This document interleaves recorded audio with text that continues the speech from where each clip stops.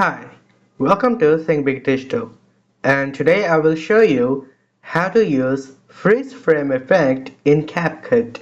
First, let's open our app, and as you can see, I already have a video opened.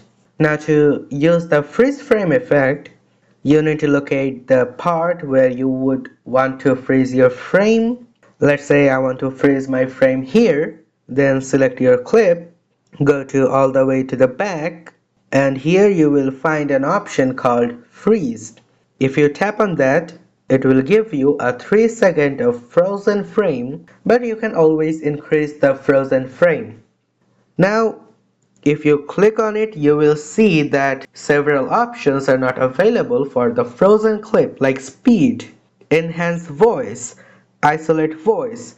These options are essential only for a video and cannot essentially work on an image, which the frozen frame part of the clip is, so you wouldn't be able to use these options on the frozen clip, but you can always adjust your frozen frame, add filters on it, use it as overlay, and use the other options on this clip.